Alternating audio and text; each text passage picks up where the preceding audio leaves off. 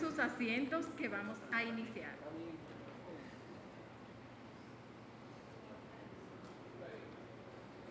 Muy buenas noches, sean todos bienvenidos al acto de investidura del doctor Juan Puello Herrera.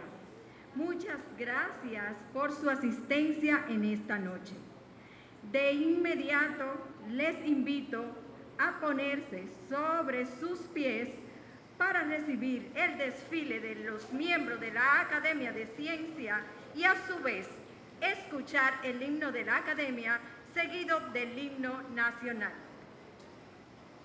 Gaudeamus igitur, juvenes cum sumus, gaudeamus igitur, juvenes cum sumus, post jucundam juventudem, post molestam senectutem, nos habebitumus, nos habebitumus, ubi sunt qui ante nos immundo fuere, ubi sunt qui ante nos immundo fuere, adeassa inferos, transeassa superos, ossivis videre, ossivis videre, vivat Academia, vivat profesores, vivat Academia, vivat profesores, vivat membrum quod libet, vivat membra quae libet, semper si in flore, semper si in flore.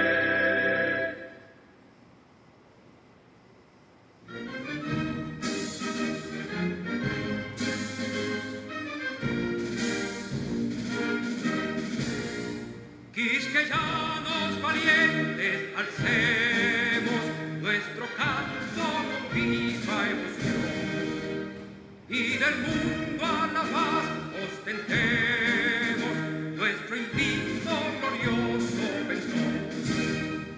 Salve el pueblo que intrépido y fuerte a la guerra morir se lanzó, cuando en bélico reto de muerte sus cadenas de esclavo rompió.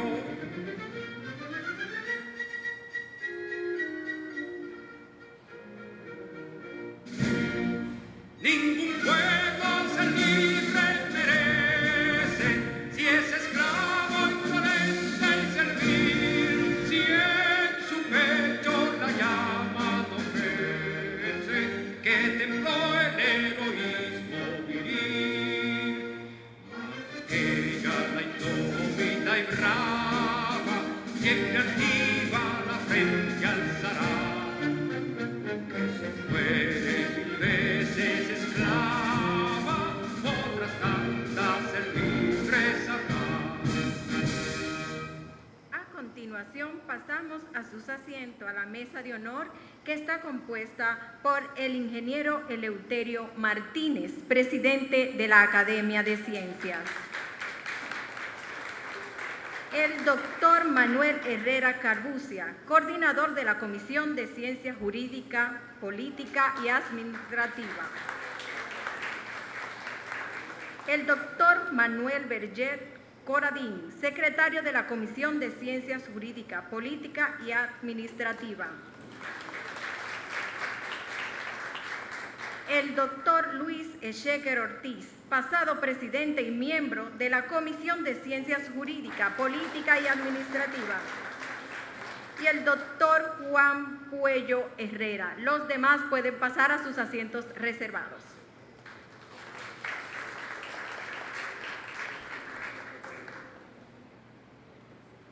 Gracias a todos por estar en esta noche.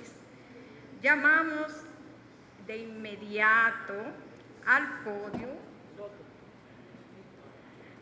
para que nos dé las bienvenidas, pero primeramente lo vamos a dejar que estén en sus asientos y vamos a aprovechar para saludar al expresidente de Indotel, el doctor Rafael Vargas.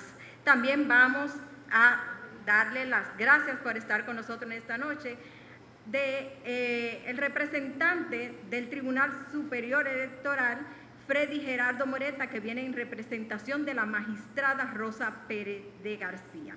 Ahora sí, de inmediato vamos a llamar al podio al ingeniero Eleuterio Martínez, quien está acá para ofrecer las palabras de bienvenida como presidente de la Academia de Ciencia. Adelante.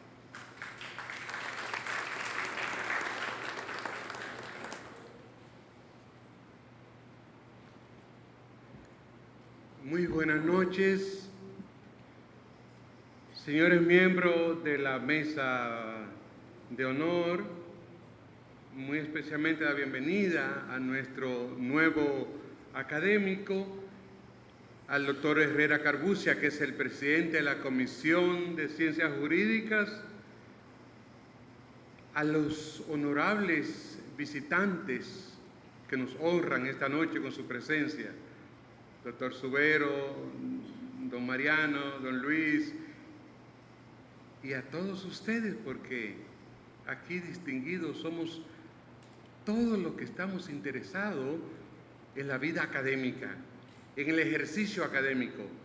A todas las personas que están acompañándonos esta noche, a la familia, muy especialmente a la familia del doctor Juan Francisco Herrera, Puello Herrera, que viene justamente a acompañarnos y acompañarlo a él, porque esta es su noche. Esa es la noche donde él viene a formar parte de un colectivo selecto en el sentido de que se asocian porque tienen intereses comunes, porque fruto de una vida, de un ejercicio profesional, han logrado destacarse en su área, haciendo lo que ellos saben hacer, porque todo académico que ingresa justamente a esta casa es porque tiene ya toda una hoja de vida donde ha puesto en evidencia, ha puesto al servicio de la sociedad lo mejor de su saber, lo mejor de su experiencia y precisamente lo que buscamos, la verdad científica. La verdad científica, la libertad de pensamiento, el ejercicio libre de una profesión. En este caso, las ciencias jurídicas que le han dado tanta gloria y han traído y han organizado y han permitido que esta sociedad pueda transitar por las leyes de la justicia. Esta noche para la Academia es una noche de regocijo, porque se hace la investidura de un nuevo académico que fue seleccionado por su comisión. Nosotros simplemente apoyamos lo que hacen las comisiones.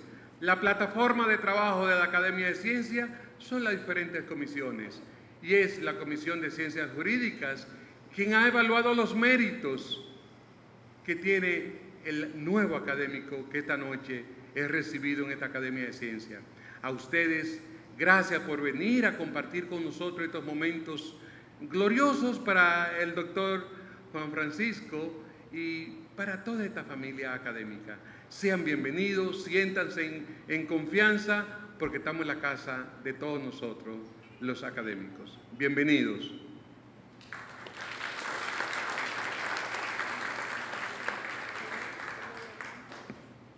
Estuvimos escuchando al ingeniero Eleuterio Martínez, presidente de la Academia de Ciencia, quien da paso al doctor Manuel Herrera Carbucia, quien funge como coordinador de la Comisión de Ciencias Jurídica, Política, Administrativa, quien tiene a su cargo la lectura de la semblanza del doctor Juan Puello Herrera. Adelante. Buenas noches. Más que una semblanza, que ustedes la tienen ahí en el programa, quisiera decir algunas notas, pero primeramente quiero saludar a a la mesa de honor, el ingeniero Eleuterio Martínez, presidente de la Academia, don Luis Checker, el presidente de la Academia, doctor Manuel Vergés Coradín, secretario de la Comisión. Saludar efusivamente en este día a dos grandes del derecho y de la magistratura, don Mariano Germán y don Subero Isa, a quien pido un aplauso para ellos dos.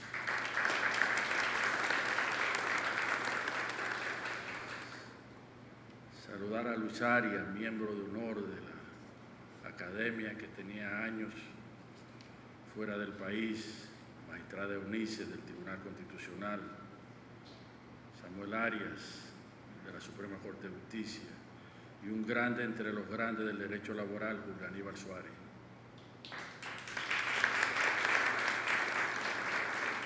Saludar la presencia de don Pelegrín Castillo, del magistrado Alarcón y de los miembros Porfirio Hernández Quesada, cada uno de ustedes. Si se me olvidó alguien, tome nota y póngame una querella. Hace varios años, en las reuniones de la comisión, se discutió a raíz de la presentación de un candidato cuál debía ser el rumbo de la comisión. Un sector planteaba, pequeño pero poderoso, planteaba que la comisión debía dar denuncias, declaraciones, hacer publicaciones, convertir a la Academia en un centro mediático. Otro planteaba lo contrario. Gracias a Dios y a la misma sociedad, eso cambió. Ese nubarrón de mala pintura que no tiene nada que ver con el realismo mágico de Alberto Vaz, o las morenas vestidas de blanco de Severino, o el azul cielo de Vidó, o los colores de los gallos de Guillo, o las formas de Oviedo, o el surrealismo de Tobar, cambiaron. Nos adentramos en estos momentos a un nuevo ciclo de la comisión, que se inicia sobre todo esta noche, de luz, de conocimiento, de fortalecimiento, como decía Kant, de espacios de pensamiento, de debate, de discusión y de buena doctrina. Es el doctor Puello Herrera, con su imagen apacible y de casi una eterna juventud, porque no sé la edad que tiene y parece un niño.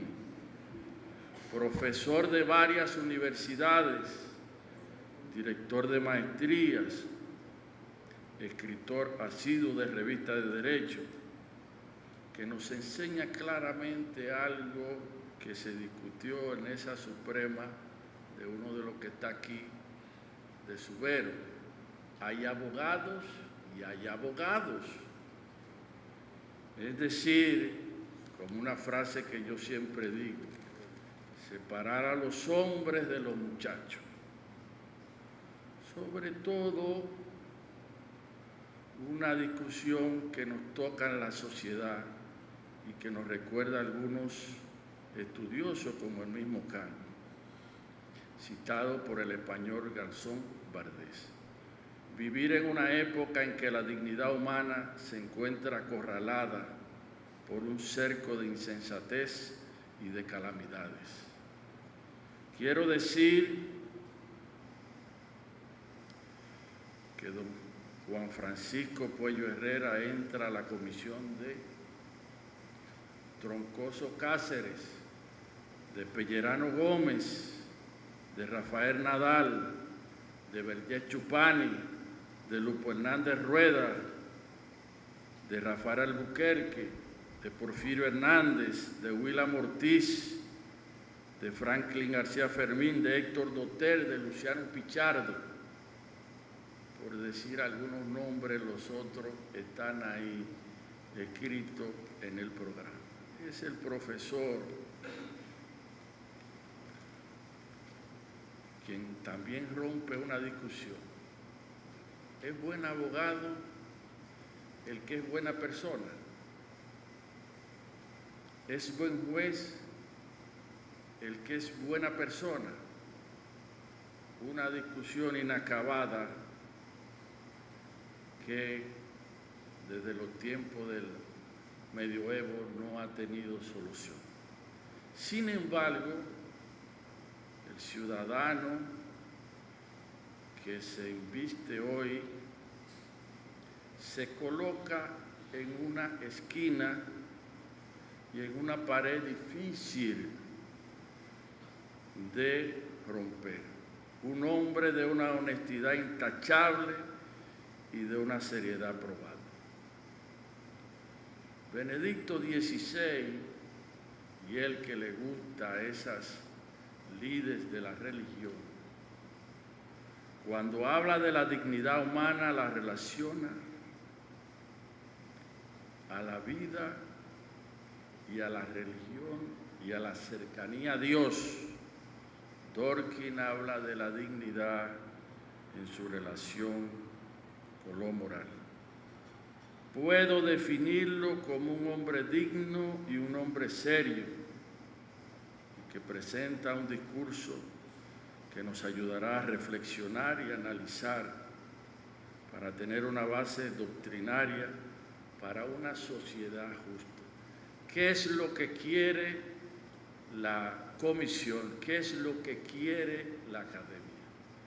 Que tengamos una base doctrinal para una sociedad más justa. Recibamos y vamos a ponernos todos de pie al doctor Juan Francisco Puello Herrera. Un aplauso para él.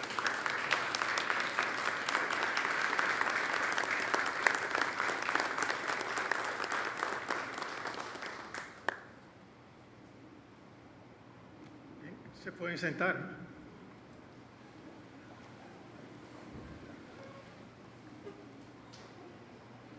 Debería decir antes del protocolo de rigor de mencionar las personas que están aquí, que mi querido amigo y hermano Raymond Herrera Carbucia ha hecho una especie de ditirambo que acepto con humildad. Ingeniero Eleuterio Martínez, presidente de la Academia de Ciencias de la República Dominicana, señores miembros de esta academia, magistrado de las altas cortes, pero me voy a permitir mencionar algunos de ellos ya pasados y quiero tomar este tiempo porque es muy especial también para mí. Julio Aníbal Suárez, una amistad de muchos años, Samuelito Arias, como yo le digo, Eunices Vázquez, queridísima Luis Arias, que le hemos sacado, ¿no verdad, Luis?, de un anonimato, entre comillas. Parece que Luis no asistía a muchas cosas, pero te lo agradezco. Jorge Suero, gran amigo de muchos años, Marianito Germán, Pelegrín Castillo, Porfirio Hernández Quesada, también un hermano, mi familia, José Joaquín Puello Herrera, mis hijos, Paula, Sara Patricia, Mirna Lisa y Pablo José y mi querida esposa Mirna. Quiero mencionar también a una persona que está aquí muy querida por mí, que es la doctora Giselle López Valdera, que Giselle está por ahí, no sé por dónde la veo, pero sí es que está aquí, porque yo la vi hace un momentito, donde Giselle para mí significa mucho porque fue del jurado de mi tesis doctoral. Amigos todos, quiero hacer algunas aclaraciones antes de empezar a tocar este tema, sin ánimo de lo que expresaré ahora, que sea considerado inoportuno a la solemnidad de este acto, y aclaro que a mi esposa Mirna Mirna, te aclaro que lo que yo voy a leer aquí no es una próxima tesis doctoral. Eso es lo primero. Me he preguntado más de una vez en qué laberinto me he metido por lo complicado del pensamiento de Kant. Sin embargo, no sé si he comprendido todo cuanto rodea su obra. Lo que sí sé es que he asimilado en gran parte todo cuanto concierne al derecho, aunque no quiero que me digan al finalizar: excelente discurso, pero no entendí nada. No sin razón dice Kant en el prólogo de Prolegómenos a toda metafísica futura que haya de poder presentarse como ciencia, que bien puede aplicarse a toda su obra. Y dice Kant: los prolegómenos no son para uso de aprendices, sino para futuros maestros, y aún a estos no les han de servir para ordenar la exposición de una ciencia ya existente, sino ante todo para hallar la ciencia misma. Ya estas aclaraciones, y termino con esto, que si bien las citas al pie de página, 47 en total, complementan el discurso, para tranquilidad de ustedes no las mencionaré por razones de tiempo. El 9 de septiembre de 2021 se me comunicó haber sido seleccionado unánimemente como candidato a miembro de esta Academia de Ciencias, cuya misión es el conocimiento, promoción, la investigación y la difusión de la ciencia y la tecnología en la República Dominicana. En ese entender creo que la moralidad y ética ciudadana juegan un papel de trascendencia y el hecho de haber contribuido gran parte de la vida a la enseñanza académica. En mi caso, próximo a cumplir 50 años como docente de manera ininterrumpida. En ese sentido, me corresponde agradecer por el gran honor que significa formar parte de un grupo tan destacado de estudiosos de las ciencias en sus distintas acepciones y manifestaciones. Debo destacar que la alta distinción de pertenecer como miembro de número de esta honorable academia es de una profunda y gran satisfacción, a la vez un compromiso que se desprende de la responsabilidad que a partir de ahora asumo en contribuir con especial empeño en todo cuanto concierne a la promoción de los medios científicos puestos a nuestro alcance, que buscan encontrar la verdad apoyado en investigaciones estructuradas y contextualizadas en un marco teórico, descriptivo y explicativo, y por vía de consecuencia desdeñar con argumentos valederos aquellos criterios que no cuentan con un fundamento científico, en el caso particular jurídico, que no sean considerados fieles exponentes del orden justo que reclama una interpretación conceptualizada del derecho, y a la vez la oportuna aplicación en las eventualidades que se presentan en el intrincado panorama de este, que repercute a tal efecto en la proyección de las normas jurídicas y sus consecuencias, que reside en su vocación de servir de instrumento pacífico para una buena administración de justicia. Desde esa perspectiva, en la motivación que acompaña estas palabras, ha sido un factor clave escoger un tema que por su profundidad y aparente desconocimiento en el ámbito del derecho nuestro se encuentra hoy en una especie de coma inducido. Sin embargo, de émula presencia en el campo filosófico y por ende en la panorámica que acusa el derecho en aspectos que en la mayoría de los casos son ignorados, ya sea por una desidia, fruto de una inadecuada visión de contenido, o sencillamente porque amenazan seriamente comprometer una ignorancia atrevida en asuntos que escapan al intelecto debido a la escuálida formación académica que como discentes hemos recibido en las distintas, entre comillas, altas casas de estudios en el ámbito local. En específico, en el tema que nos ocupa en esta conferencia, confluye en el pensamiento de Immanuel Kant, quien tras estudiar la lengua hebrea, Kant decidió cambiar su nombre de Immanuel a Immanuel, y que bien se conoce, conformó su pensamiento bajo un tríptico que dio vida a una metafísica apalancada en tres críticas: la razón pura, la razón práctica y la crítica del juicio, a la que se agrega una fundamentación de la metafísica de las costumbres y de cómo ésta ha podido mantenerse influyendo en unas relaciones que se enrumban a ordenarse con nuevas tendencias en el ámbito de la filosofía y del derecho. Es de aclarar que no se trata aquí de dar o explicar todo cuanto aconteció en la vida de Kant, pues de esto hay abundante y suficiente información de la que se han ocupado sus biógrafos, entre otros Manfred Kuhn, primera biografía en inglés, Karl Bolander, y de sus discípulos Ludwig Ernest Borowski, Reinhold Bernhard Jackman y su amanuense Eregot Andreas Christoph Wasianski. Antes tiene que ver con ordenar unos criterios que formaron su pensamiento y dejar que sea la luz natural de la inteligencia frente a lo racional, que tendría la primacía el conocimiento experiencial, concreto y sensible, que supera los irracionalismos y que induzca a aprender que el conocimiento es un regulador de la razón.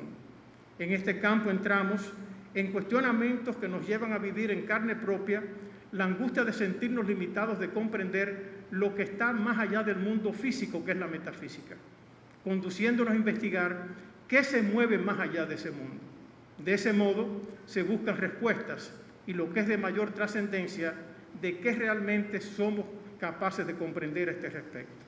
En Kant se da lo que se denomina o identifica como la revolución copernicana del pensamiento filosófico, incluso comparado con la Revolución Francesa y Moisés, o como se le conoce bajo el nombre del Copérnico de la filosofía, que en este caso tiene que ver con la crítica de la razón pura, que ocupa un lugar preponderante como filosofía trascendental sobre la base de la capacidad humana para adquirir conocimiento en orden a lo siguiente.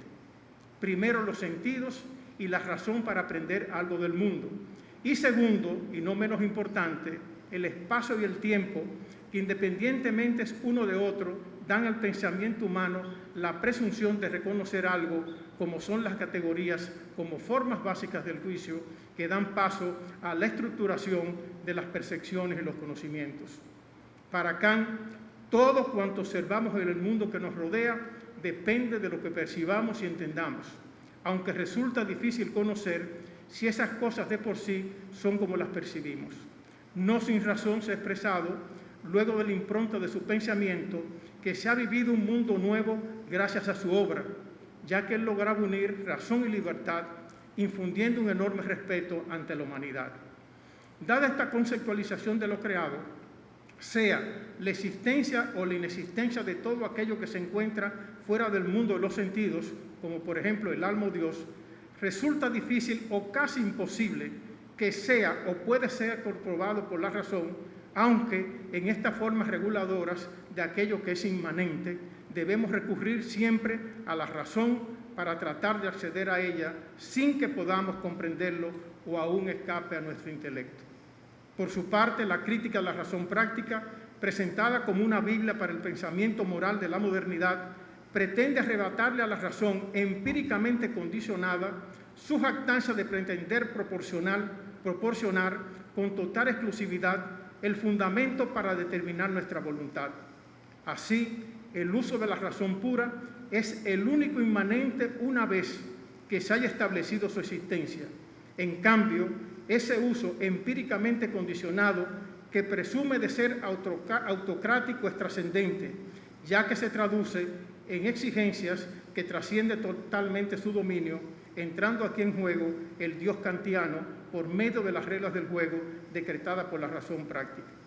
De esta manera pasamos en Kant a la crítica del juicio o crítica de la facultad de juzgar, que está precedida de sus pequeños escritos, en particular las observaciones sobre el sentimiento de lo bello y sublime, donde precisamente se encuentra el origen de la teoría que expone en la crítica del juicio, en la que revela una penetrante observación de la naturaleza humana.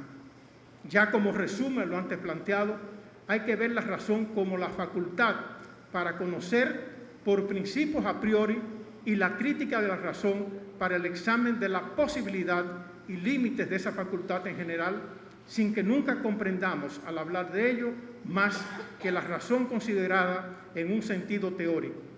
De este modo, el entendimiento tiene su dominio y ámbito en la facultad del conocer, ya que contiene a priori los principios constitutivos del conocimiento, bajo cuya impronta la crítica de la razón pura se entiende, asegura una posesión fija y determinada contra todas las demás que pretendan disputarle el puesto. Bajo este esquema o estructura, la crítica de la razón práctica Kant determinó la posesión de la razón, observando que sólo contiene principios constitutivos relativos a la facultad de querer, de modo que el juicio viene a ser, dentro de las facultades que poseemos, un tertium genus entre el entendimiento y la razón. En el sentido anterior, no se puede hablar de una crítica de la razón pura, o sea, de la facultad de conocer sin la crítica del juicio, que por igual, como facultad de conocer, reclama por igual estos principios que no se pueden considerar solo como una parte especial de la crítica. Siendo así, ésta se encuentra distanciada de los principios del juicio que en realidad se alejan de un principio de la filosofía pura, esto es, una parte que es propia entre la parte que puede asociarse a una u otra indistintamente.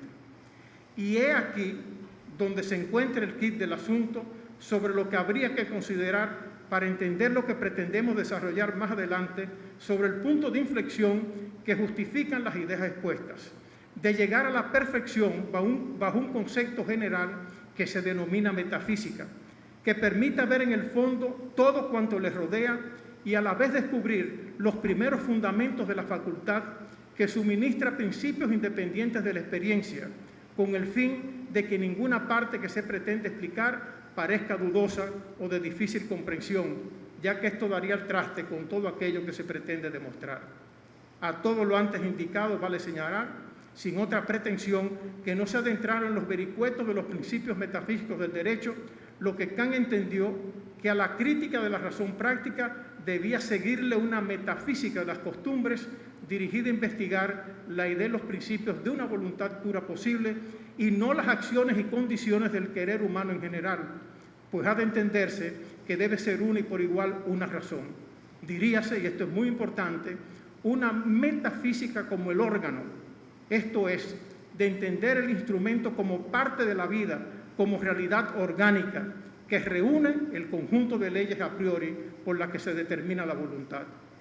Esto conduce, y referido a la metafísica de las costumbres, a que una bien estructurada doctrina del derecho debe partir desde la razón, y en esa virtud el concepto que se tenga de la sección derecho sea en realidad ajeno a cualquier distorsión que lo envilezca, de manera que todo cuanto nos puede ofrecer parta o arranque de certezas apodícticas y sintéticas, esto es, juicios sintéticos a priori que sean universales y necesarios enfocados a la praxis.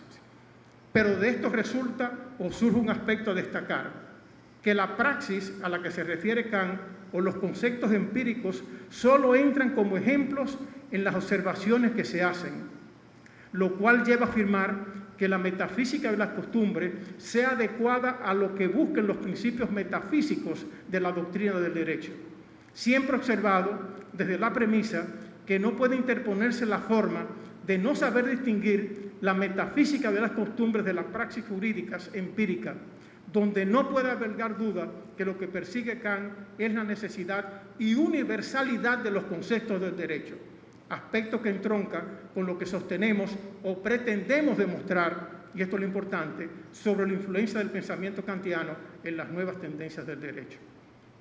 Ya tratado esto en el contexto expresado, queda ahora dar una fundamentación metafísica del derecho en el realismo filosófico que le impregnó Kant por medio de los principios metafísicos del derecho, que sin duda ofrecen un panorama o visión universal entendido desde una ley general, esto es muy importante en Kant, como un imperativo absoluto, ya que los principios del hombre, considerados en la causa subjetiva, no se encuentran de por sí en armonía con las leyes objetivas.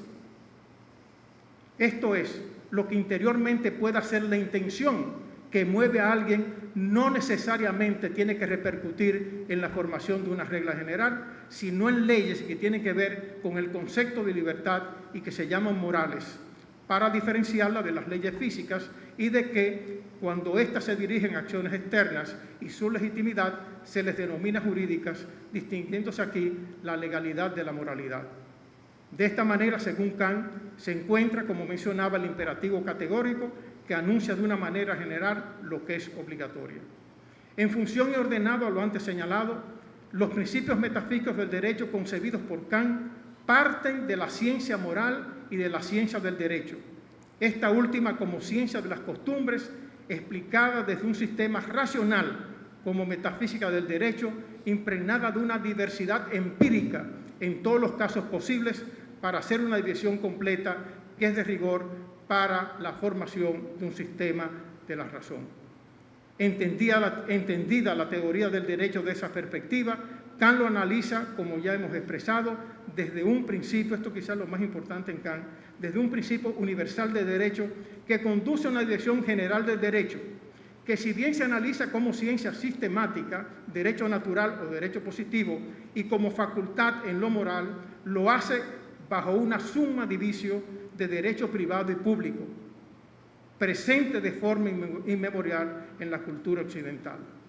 A todo esto no se puede prescindir, a los fines de esta disquisición, una teleología que como rama de la metafísica, como doctrina filosófica de las causas finales, atribuye una finalidad a casos concretos sin dejar de reconocer lo que se desprende de la dimensión trascendente de la existencia humana en orden a una dimensión o visión que tomo prestada de la teología de los padres de la Iglesia, apofática negativa o catafática positiva de todo lo que nos rodea.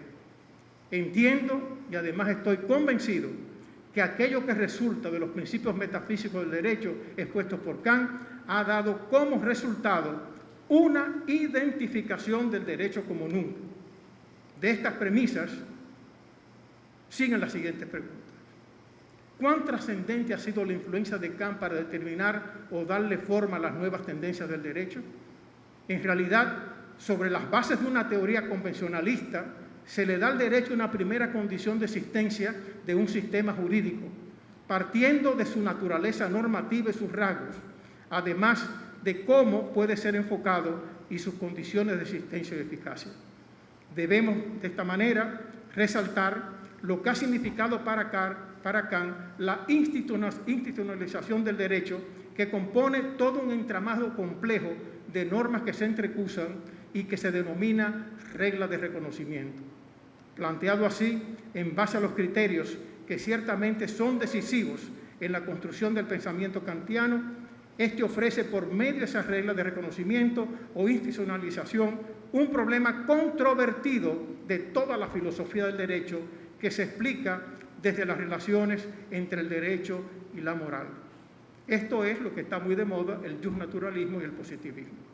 Digamos entonces que Kant, bajo la influencia de Rousseau, a quien consideró el Newton de la moral, porque aceptó en la idea de la dignidad específicamente moral del hombre, equivalente en todos, y comprendido que la mayor vocación del hombre es buscar lo que debe ser para ser hombre, influyendo en él al leer el Emilio, por el cual Rousseau quiso establecer los principios de una educación natural. Y siguiendo la moda de su tiempo, lo hizo revistiendo su tratado con la forma de una especie de novela pedagógica. Bajo la influencia de Rousseau, Kant sufrió un ayornamiento en su fenomenología del pensamiento, reducida a promover los derechos de la humanidad, a profundizar sin prejuicios en la naturaleza, así como en la dignidad moral del hombre. Resulta en demasía trascendente la fundamentación del derecho en Kant para dar una primacía a su pensamiento sobre las nuevas tendencias del derecho, que como principio de antología se resumen, y esto es muy importante, en que se ha calificado como un hombre del derecho, porque toda su filosofía tiene una inspiración jurídica. Planteado de esta manera, cabe destacar en Kant algunos aspectos que voy a tratar de pasar aquí, porque esto ya está en un trabajo ya completo, que lo vamos a publicar, que tiene que ver con la crítica de la razón pura, tiene que ver con las leyes del derecho, tiene que ver con una teoría del derecho, tiene que ver con el derecho que es posible con una coexistencia con la libertad exterior, y así, por tanto, para entender según Kant lo que es el derecho en sí, hay que exponer el principio universal de este, que se deduce rigurosamente de la ley fundamental de la razón práctica en estos términos. Y cito a Kant: es justa toda acción que, por sí o por su máxima, no es un obstáculo a la conformidad de la libertad del arbitrio de todos con la libertad del arbitrio de cada uno según leyes universales, defendiendo con esto el concepto de justicia, criterio básico para la determinación del derecho. A todo esto, el derecho es inseparable de la facultad de obligar, y la coerción está unida al derecho por dos razones. Uno, por el principio de contradicción que hace justo lo que se opone a lo injusto. En este caso, injusto es el obstáculo a la libertad, luego justo será la resistencia que se opone a los obstáculos a la libertad. Y dos, por el carácter de lo regulado en el derecho, que es el arbitrio, o sea, la libertad de acción o libertad exterior, como salvaguarda de la libertad exterior, que solo puede asegurarse a su vez con acciones exteriores coercitivas que operan en nombre del principio universal de la justicia. De ahí que Kant es reiterativo, asumiendo que el derecho hay que verlo como la posibilidad de una obligación mutua universal. Vemos que, a diferencia del justnaturalismo, Kant no deduce lo jurídico de lo ético, distingue el derecho de la ética por los rasgos de exterioridad, interioridad, objetividad, subjetividad, coerción, constricción respectivamente, aunque los deberes son los mismos. La legislación es diferente, es heterónoma, la otra es autónoma. Si el derecho se rige por la coerción, la ética entonces se rige por el respeto. Además, Kant tiene algo sumamente importante, tuvo una división general del derecho como ciencia sistemática, dividiendo el derecho natural, también desde un punto de vista subjetivo como facultad de obligar a los otros. De ahí que la revolución copernicana del derecho en Kant consiste en lo siguiente. Esto es bastante largo, que voy a evitar leerlo porque si no, no terminamos hoy. Empleando un método trascendental en el campo jurídico, sosteniendo que la Constitución Civil o la ley de voluntad común debe arrancar del derecho natural, partiendo de que el derecho natural posee validez metafísica a priori, acabando así con el dualismo entre el derecho natural y el derecho positivo, indicando a una revolución en el método y en la filosofía del derecho, y en fin, podría decirse que Kant sustituye el derecho natural clásico y moderno por una teoría del derecho racional. Todo está bastante completo en este trabajo, que después tendrán la oportunidad de leerlo. De este modo encontramos aspectos relevantes en las ideas de Kant sobre la distinción entre derecho y moral, consiguiendo sustraer del campo del derecho las cuestiones que afectan a la vida privada de los individuos, siendo juntos en reconocer que esta separación es un rasgo característico del mundo moderno y que en particular sustraer del campo del derecho las cuestiones que afectan a la vida privada de los individuos y dejar, por tanto, que cada cual decida con sus propias opiniones morales, que es toda una conquista civilizatoria. Al efecto, Kant se destaca que es el primer filósofo moral moderno que hace suyo un aspecto conceptual, y cito, la distinción al interior de una misma concepción moral, por un lado, entre la esfera de la ética o moralidad personal y por otra, la esfera de la justicia y el derecho o moralidad política. Por otra parte, los principios metafísicos del derecho propuestos por Kant, además de sostener una teoría del Estado perfectamente articulada, hay que ver el concepto que tiene del derecho como conjunto de condiciones bajo las cuales el arbitrio de uno puede conciliarse con el arbitrio del otro según la ley universal de la libertad. De ahí y de lo anterior deviene todo un principio universal en el derecho que cito. Es justa toda acción que por sí o por su máxima no es un obstáculo a la conformidad de la libertad del arbitrio de todos con la libertad de cada uno según las leyes universales. Partiendo de esta premisa, las ideas de Kant permiten una identificación de derecho y cuando existe en una determinada sociedad que bien pudiera identificarse con la tesis convencionalista a propósito de las reglas de reconocimiento del derecho, concebida como la primera condición de existencia de un sistema jurídico. Sin duda, todo cuanto expone Kant en los principios metafísicos del derecho contribuye a afianzar la división entre el derecho privado y el derecho público, partiendo por una parte desde el postulado jurídico de la razón práctica que puede llamarse ley facultativa de la razón práctica, que nos da el derecho que no podemos deducir de las solas nociones del derecho en general, a saber, el de imponer a los demás una obligación que en otro caso no tendrían la de abstenerse del uso de ciertos objetos de nuestro arbitrio porque ya nos hemos posesionado de ellos. Esto es, que aquel que quiera afirmar que tiene una cosa como suya debe hallarse en posesión de ella.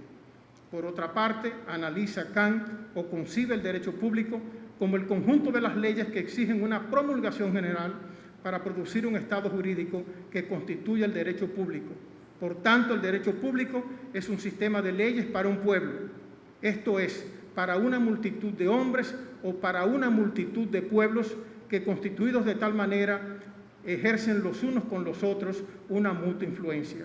Tienen necesidad de un Estado jurídico que los reúna bajo una voluntad única, esto es, de una constitución a fin de ser partícipes en el derecho.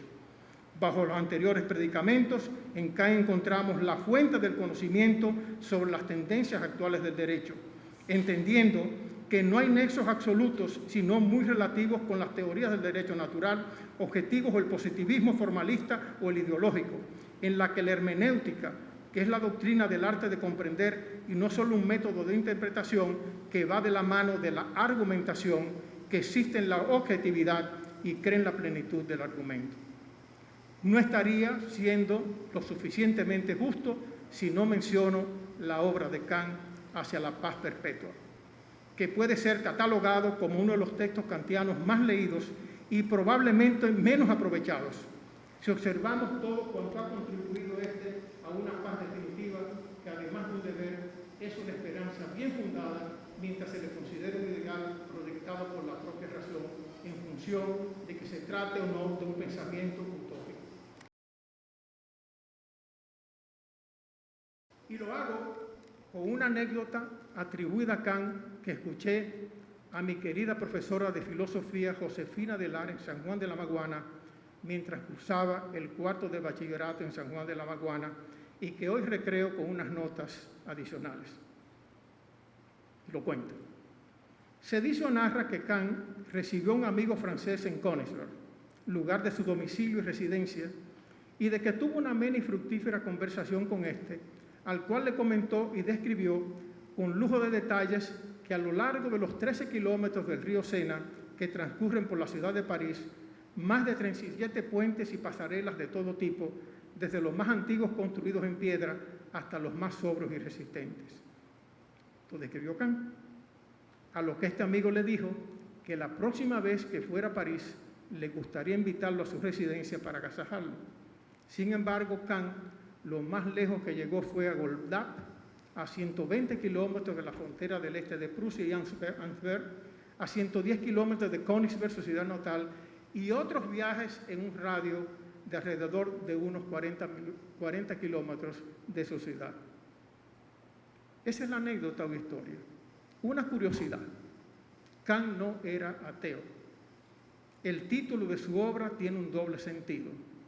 La razón pura es el objeto que se critica y al mismo tiempo la razón pura es el instrumento que se utiliza para realizar la crítica.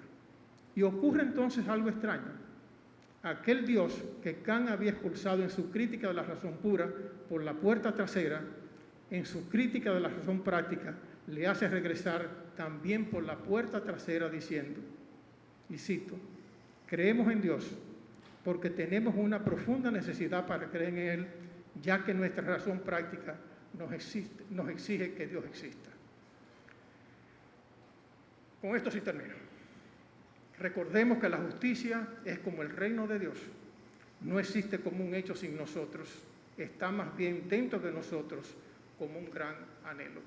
Gracias por su interés, por su atención y paciencia.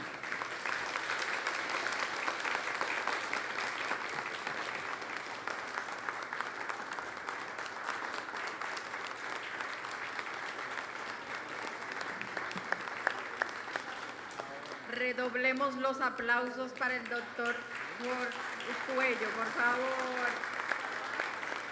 Voy a aprovechar el momento que están saludando aquí la mesa de honor al doctor para, de una forma muy especial, saludar a Jorge Subero, a Mariano Germán, expresidente de la Suprema Corte de Justicia. También darle una salutación muy especial al doctor Modesto Cruz, vicepresidente de la Academia de Ciencias. A Mariano Germán ya lo saludé. A Edison Alarcón, que también es juez de la Suprema Corte de Apelación. A Unisis Vázquez, juez del Tribunal Constitucional. Luis Arias, es presidente de la Junta Central Electoral. a Samuel Arias, juez de la Suprema Corte de Justicia, a Pelegrín Castillo, exministro de Energía y Mina y vicepresidente de la Fuerza Nacional Progresista. Gracias por estar con nosotros. Y también al doctor José Joaquín Puello, coordinador de la Comisión de Ciencia de la Salud. Ahora sí, ahora vamos a la parte importante, donde pasamos al acto de conmemoración de los símbolos al doctor Juan Puello, quien hoy investimos como miembro número de la Academia de Ciencias de la República Dominicana. Y para esto lo envío a que bajen de la mesa de honor y que el doctor Puello se coloque en el centro para que le entreguen todas las insignias que le van a ser entregadas en este momento.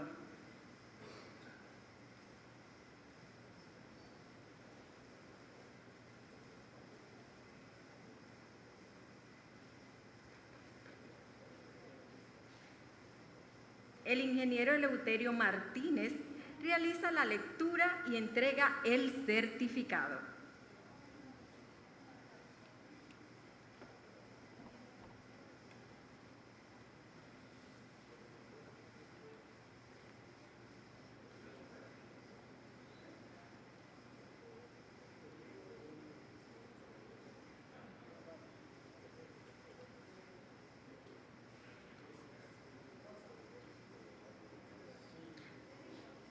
El micrófono, por favor, para que el ingeniero Eleuterio lea el certificado y haga la entrega del mismo.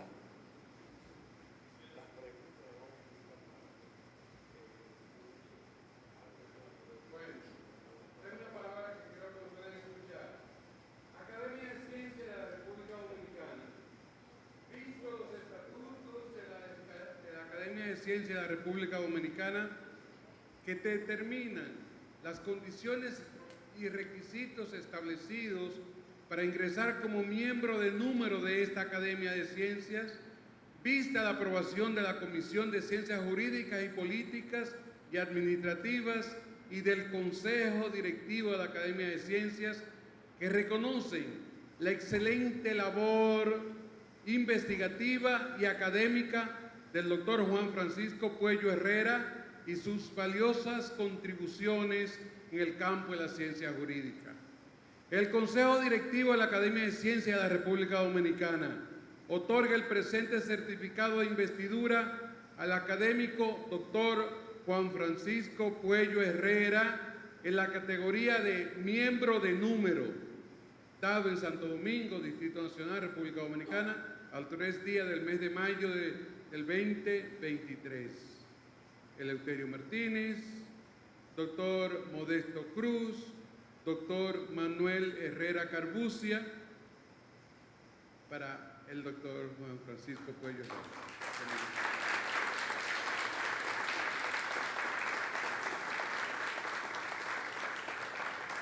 Bueno, de nuevo las gracias, ya casi investido, ¿no, verdad? Pero quiero recordar, y ojalá que me lo permitan las emociones, a mis padres, José Altagracia Puello Rodríguez y Sara María Herrera La Granja. Yo le había dicho a José Joaquín anteriormente de que se hubieran sentido muy bien en este momento. Y la verdad es que mis padres nos inculcaron unos valores que es muy difícil encontrarlos ahora, muy difícil. Y los recuerdo con mucho cariño a eso. Amén. El doctor Manuel Herrera Carbucia hace entrega de la medalla.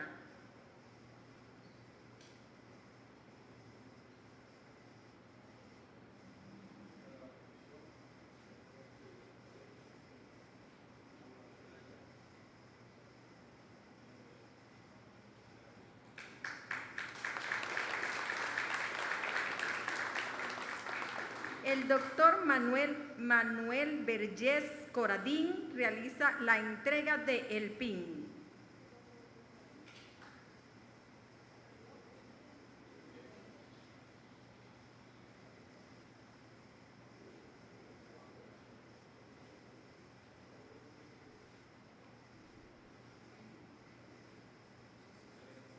y el doctor Luis Echequer Ortiz, la esclavina.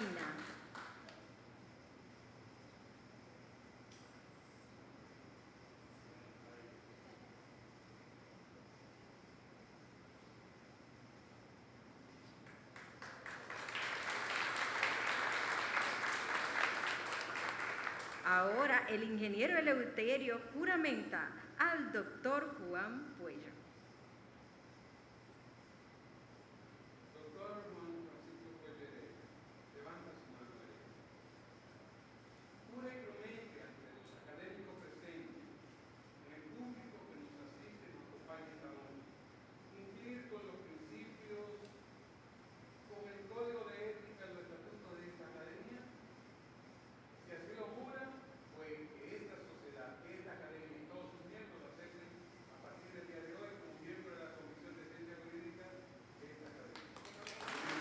Formalmente, la Academia de Ciencias de la República Dominicana le da la bienvenida al doctor Juan Francisco Puello.